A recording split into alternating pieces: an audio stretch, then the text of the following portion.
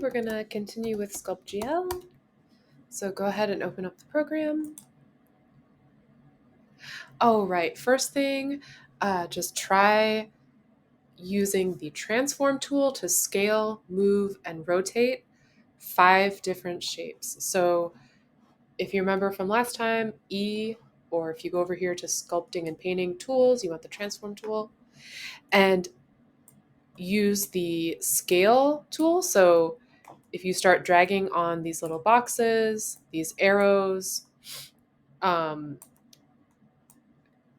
basically scale them in every direction, rotate them, and then add in every kind of shape that there is. So there's spheres, cubes, cylinders, and toruses. So add in each one of those into your scene.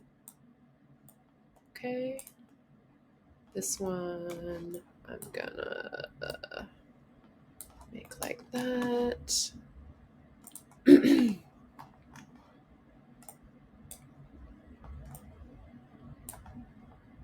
And again, it's just really getting used to working with these different kinds of shapes and getting used to the transform tool. So really just no big deal. Easy as that. Just trying out all of these different shapes.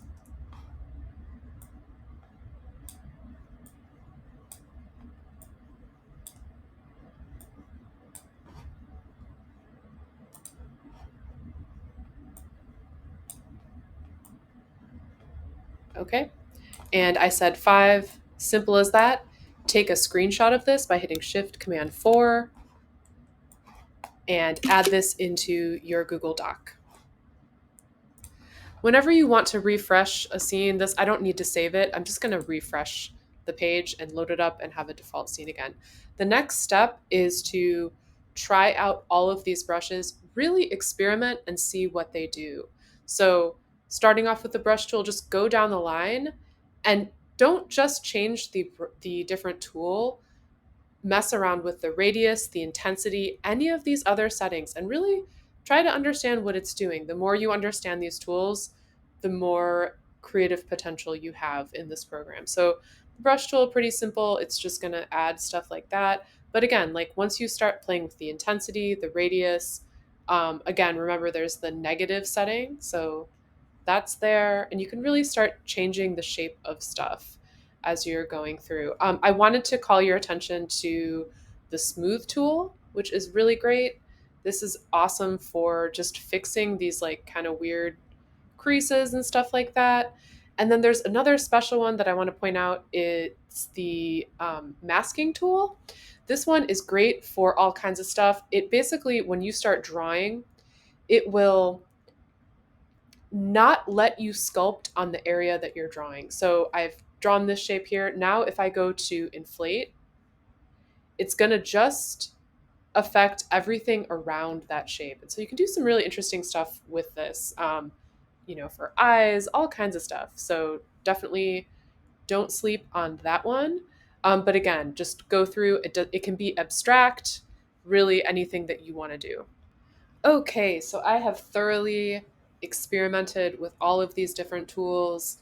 I did make some kind of a character. It doesn't have to be anything representational, it can just be abstract. You should spend a good 15-20 minutes really going through and seeing what these do again. But now I want you to just make a very simple character with a head, body, arms, and legs. And I'll show you exactly what to do. So we're going to use this sphere as the head. I'm going to hit E to hit transform to bring that up. I'm going to scale this down. Okay, for the body, I'm just going to add in a cylinder. Keep it really simple. Okay. And then I'm going to make another cylinder. I'm just going to scale this down. I'm going to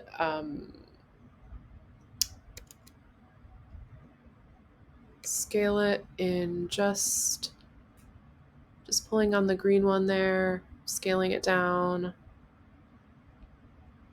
Okay. I'm gonna rotate it.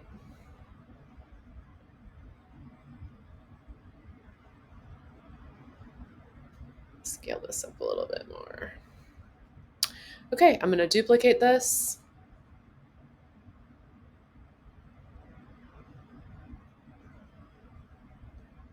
I'm gonna rotate it the other way.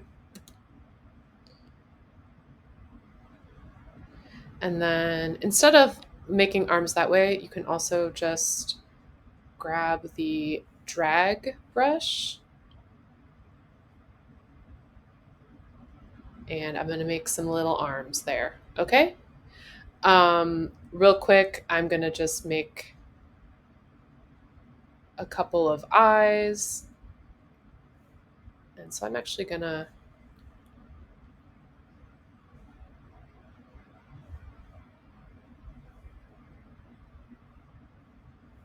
use the mask tool to make eyes just to show you really quick. So I drew those there. I'm gonna inflate. Okay, so just another way to do it. Anyway, I've got this very weird little character here. Last step, I'm just gonna join everything together and remesh it. So I'm gonna hold Shift, click all these individual parts, go to Topology, Remesh, and now I wanna smooth out all of the parts like in between these different areas, just to make it look like it all ties together a little better. Okay. Simple as that. Just, don't worry about it. This is so silly. It's not what I would do if I was spending time with it, but just kind of gives you a good idea of how to put these pieces together again. Okay. So take a screenshot of this when you're done, add it into your Google Doc. Okay, final step here is to try using a texture. So any black and white texture will do. There's a little trial and error here. It really can depend on the image, but it's really cool when it works, I think, and just worth showing you. So last up, under just the regular brush tool here, go to texture and then go to import alpha text. I'm gonna just use this one that says star from the sheet that I gave you. And basically, if you look at the picture, it's just a black and white star.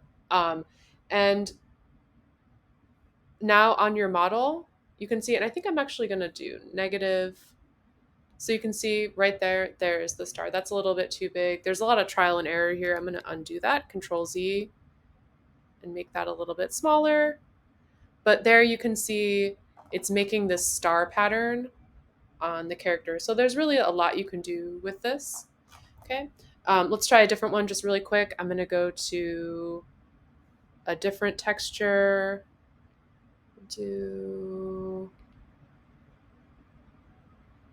This is like a kind of scale pattern, like mermaid scales or fish scales. I'm going to open that up. And then this one's not quite as good, I think, but make it a little bigger. You can still see it's adding in a lot of texture. I'll go like that. And it was better negative. Yeah, so depending on the image, it might work better or worse.